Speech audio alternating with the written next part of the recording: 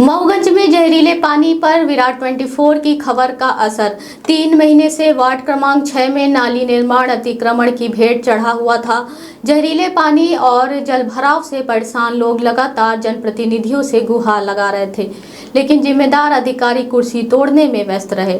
मामला सामने आने और कलेक्टर की फटकार के बाद आखिरकार प्रशासन हरकत में आया और अतिक्रमण हटाने की कार्यवाही शुरू हुई। हालांकि सवाल अब भी बरकरार है, अगर जिला कलेक्टर को हर छोटी समस्या के लिए सड़क पर उतरना पड़े तो स्थानीय प्रशासन की जिम्मेदारी आखिर क्या है। यह स्थिति प्रशासनिक अकर्मता और संवेदनहीनता को उजागर करती है। हैरानी की बात यह रही कि कार्यवाही के दौरान जिम्मेदार अधिकारी मौके से नदारद रहे। सिर्फ ठेकेदार को निर्देश देकर अफसर गायब हो गए, जबकि जनप्रतिनिधियों ने खुद मौके पर पहुंचकर मोर्चा संभाला। नगर परिषद अध्यक्ष ब्रजवासी पटेल, वार्ड पार्षद अभयराज बंसल, वार्ड 4 पार्षद ब्रजेंद्र सोनी और भाजपा नेता बालक दास गुप्ता ने मौके पर पहुंचकर अतिक्रमण हटवाने और नाली निर्माण करवाने में सक्रिय भूमिका निभाई। अब उम्मीद की जा रही है कि नाली निर्माण पूरा होने के बाद वार्डवासियों को जहरीले पानी और जलभराव की समस्या से राहत मिलेगी। अभयराज जी, विगत 1 हफ्ते से आपके वार्ड में मामला चल रहा था, जल निकासी की समस्या थी। आज हम देखें कि मतलब नगर परिषद अध्यक्ष आप और जो ठेकेदार हैं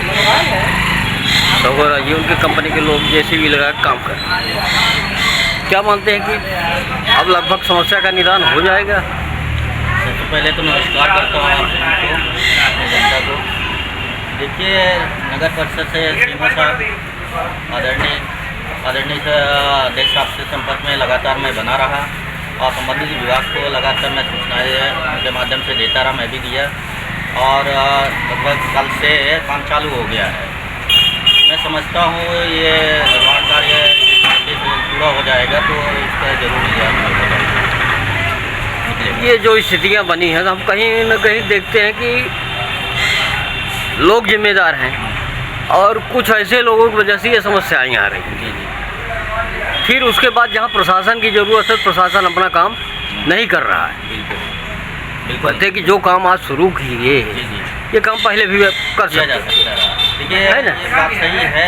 कुछ जिम्मेदार अधिकारी हैं, शासन प्रशासन के हैं, उनके द्वारा लापरवाही किया जा रहा है, जिसके कारण से हमारी जनता है उसका खामियाजा भुगत रही है। स्थिति विवाद की है, मौके पर विवाद के लोग समस्या की बात करते हैं, पर कहीं न कहीं रोड़ा भी बन रही है।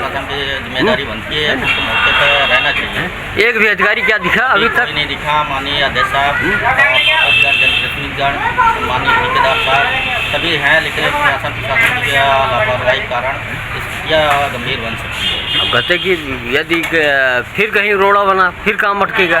बिल्कुल ऐसा हो सकता है, परिस्थितियाँ अनुकूल नहीं है, क्योंकि अभी न्यायालय में मामला ये चल रहा है। हो सकता है कि समय आने पर ऐसी परिस्थिति बन सकती है। हम तो मानते हैं कि आप हो चाहे नगर परिषद अध्यक्ष।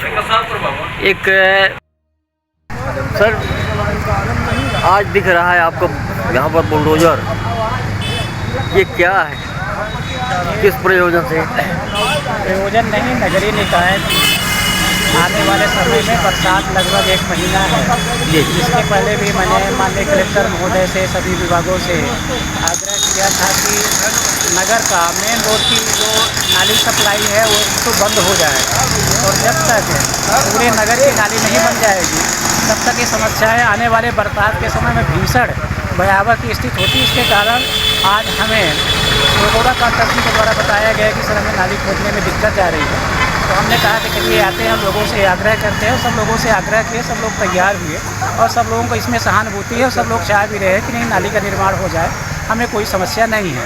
तो सब लोगों का सहयोग भी मिल रहा है और बराबर काम भी लगा है। नाली जहाँ तक लगभग हो सकता है कि आने वाले समय में 1 हफ्ते 10 दिन के अंदर पूरी की पूरी नाली अपनी व्यवस्थित हो जाए मेन रोड। निश्चित रूप से यदि हम गलत न हो तो अभी तक हमने देखा कि जितने भी, चाहे अतिक्रमण का मामला है चाहे निर्माण कार्य का, प्रशासन का कोई जिम्मेदार नहीं दिखा। वहाँ पर सिर्फ आप दिखे और परिस्थितियों को फेस करते हो।